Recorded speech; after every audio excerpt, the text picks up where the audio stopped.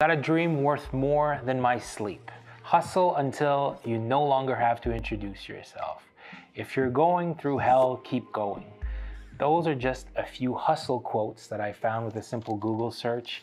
And yeah, they sound cool, but I don't know about you, but I'd rather not go through hell and then just keep on going. And I like my sleep. I mean, I think it makes me more productive. So, I don't really see eye to eye with these. But there's a big culture out there about hustling and grinding. And I have to share with you that I'm not sure that that's entirely productive to have that mentality and to take it so seriously. I can share with you from my personal experience. In 2016, 2017, I was working 60, 70 hours a week, and I was wearing it as a badge of pride, a badge of honor to say to my friends, I'm working hard every single week and I'm making things happen. But in reality, if we pull back the curtain, I was not super happy. I was broke, very, very broke. I was giving terrible customer service. I was uncreative. I was just not bringing anything new to the table.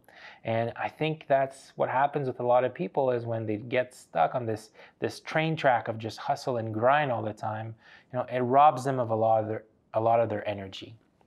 And today I can share with you that life looks a lot different.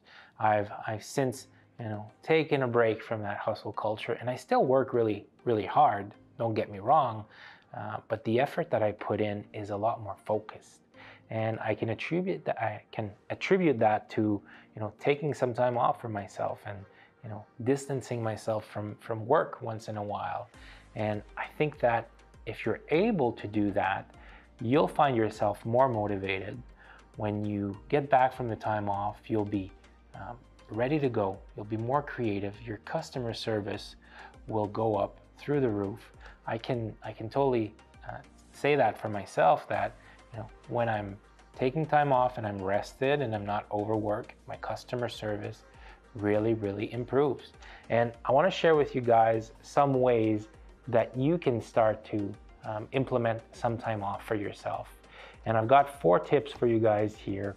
And the first one is maybe a surprise to you or not, but number 1, just get your finances in order. If you don't know where you are financially, if your spending is out of control, you're gonna have to work all the time. You're gonna feel like you need to work all the time. But in reality, if your expenses are brought back down to reasonable amounts, do you need to drive the car that you're driving? Do you need 2 cars at home? Do you need to, have 5 subscription to movie streaming services? Do you have to, etc., right? Bring your expenses down. It's going to do a lot for your mental health. It's going to, release you of that feeling that you need to work all the time. And stuff like this won't happen overnight. I get it. But just being aware of where you are financially is going to help you a lot.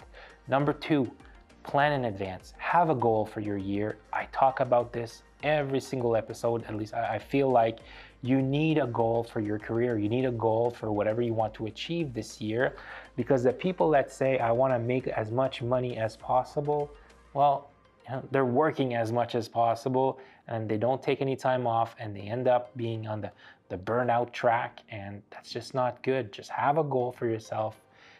Know what you want to achieve the next year or the next 12 months.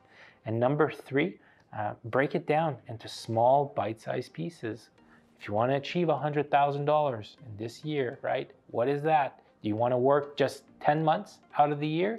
You don't want to work 12 months? Well, 100,000, that's $10,000 per month. What's a plan that we can put into place that will make it so that you can create $10,000 a month? And I guarantee you the answer is not working 80 hours a week. It's going to be something more reasonable. Well, I need to follow up with 50 prospects per week. And if I want to work 5 days a week, then that's 10 prospects per day. You see where I'm going with this, right? Number 4 is time blocking. I've talked about this before on this channel. you're more than welcome to check out that video on the subject. But time blocking is essentially just blocking things in your schedule even before the week starts. And for me, I like to book my Sundays completely off, and Tuesday evenings, that's usually a date night with Marie-Pierre. We like to take an evening where she's not working because she's also an entrepreneur. I know I'm not working, so we're able to plan that out. And just having those 2 time slots in the week, it does a lot of heavy lifting to keep my motivation strong, and just to give me the energy I need to give 110% when I am at work, because I know I've got that time off. So there you have it. Those are my 4 tips for you on how you can start to take some time off. Number 1, don't waste any money. Get your finances in order. Number 2, plan in advance. Have a goal for your year. Number 3, bite-sized pieces. Break everything down into small steps so that it's achievable and it's also motivating to go after it. Number 4, time blocking. Just make sure you get those days off booked in advance before you book anything else. Now, before you guys go today, I wanted to ask you, are you maybe struggling with what the next step is in your real estate career, what you should be doing in order to achieve the goal that you want? Are you not sure maybe how to go get clients? Well, I've got some good news for you. I've been working really, really hard on a new program called Foundations, your first 5 weeks in real estate. And it's essentially 15 years of my career compressed into a 5-week course where I share with you all the great lessons that I've learned from going through very, very hard times and climbing my way to what most would call real estate success. And if you guys are interested in something like that, what I'll do is I'll post a link in the description down below.